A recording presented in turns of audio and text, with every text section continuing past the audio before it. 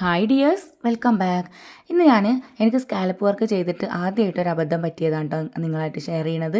എന്താണെന്ന് വെച്ചിട്ടുണ്ടെങ്കിൽ ഈ ആര്യ വർക്ക് ചെയ്യണ ആ ത്രെഡ് വെച്ചിട്ടാണെന്ന് സ്കാലപ്പ് ചെയ്യാനായിട്ട് ഞാൻ വിചാരിച്ചിട്ടുണ്ടായിരുന്നത്. അപ്പോൾ കസ്റ്റമർ തന്നിട്ടുള്ള മെറ്റീരിയൽ ഈ ഒരു കളറാണ് കേട്ടോ, ഷിഫോൺ മെറ്റീരിയലാണ്. അപ്പോൾ അത് വെച്ചിട്ട് ചെയ്തപ്പോൾ ഇങ്ങനെയാണ് എനിക്ക് കിട്ടിയത്. എങ്ങനെയായിട്ടും സ്കാലപ്പ് റെഡി ആയിട്ട് കിട്ടുന്നുണ്ടായിരുന്നില്ല. അത് സ്റ്റക്കായിട്ട് ഇങ്ങനെ അവിടെ നിൽക്കുകയാണ് ചെയ്തിട്ടുള്ളത്. പിന്നീട് ഞാൻ ഇതുപോലെയുള്ള സ്കാലപ്പിന് ത്രെഡ് വാങ്ങിയിട്ടാണ് ചെയ്തിട്ടുണ്ടായിരുന്നത്. അപ്പോൾ എല്ലാവരും വാങ്ങിക്കുമ്പോൾ അങ്ങനെ ശ്രദ്ധിക്കുക. ചില മെഷീനിലൊക്കെ അത് പറ്റുമെന്ന് ഞാൻ അന്വേഷിച്ചപ്പോൾ കുറേ ആൾ പറഞ്ഞിട്ടുണ്ടായിരുന്നു.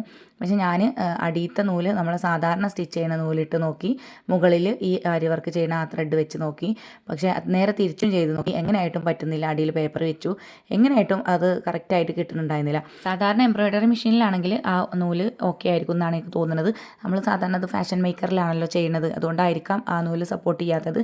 പിന്നീട് ഞാൻ ഇതുപോലെയുള്ള ത്രെഡാണ് വാങ്ങിച്ചിട്ടുള്ളത്. ഇത് 95 രൂപയാണ് ഈ ഒരു റോളിന് വന്നിട്ടുള്ളത്.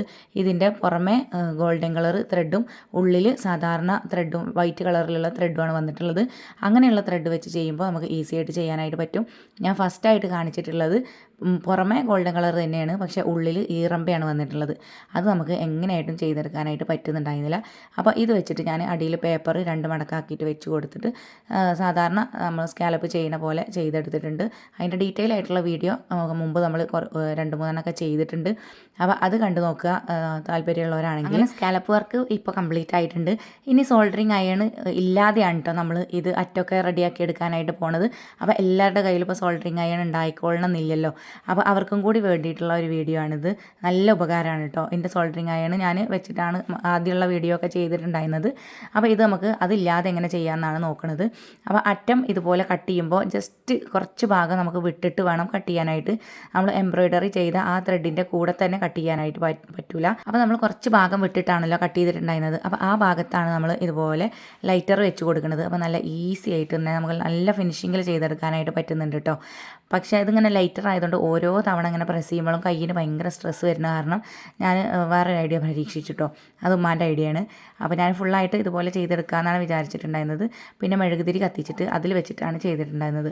അപ്പോൾ നമുക്ക് ജസ്റ്റ് ഷാളിൻ്റെ അറ്റം ഇങ്ങനെ മെഴുകുതിരിയിൽ കാണിച്ചു കൊടുത്താൽ മതിയല്ലോ. അതാണ് ഇതിലും കുറച്ചും കൂടെ ഈസി ആയിട്ട് എനിക്ക് തോന്നിയത്. പിന്നെ നമ്മൾ ഉരുക്കിയെടുക്കുമ്പോൾ ആ എംബ്രോയ്ഡറി ത്രെഡിൽ തട്ടാതെ വേണം നമ്മൾ ഉരുക്കിയെടുക്കാനായിട്ട്. അങ്ങനെയാണെങ്കിൽ തട്ടിക്കഴിഞ്ഞാൽ ആ ത്രെഡ് പൊട്ടിയിട്ട് അവിടെ ഒരു ഫിനിഷിങ് ഇല്ലാത്ത പോലെ തോന്നും. കണ്ടോ, മെഴുകുതിരി കത്തിച്ചപ്പോൾ നല്ല ഈസി ആയിട്ട് തന്നെ നമുക്ക് പെട്ടെന്ന് ചെയ്തെടുക്കാനായിട്ട് പറ്റുന്നുണ്ട് കേട്ടോ.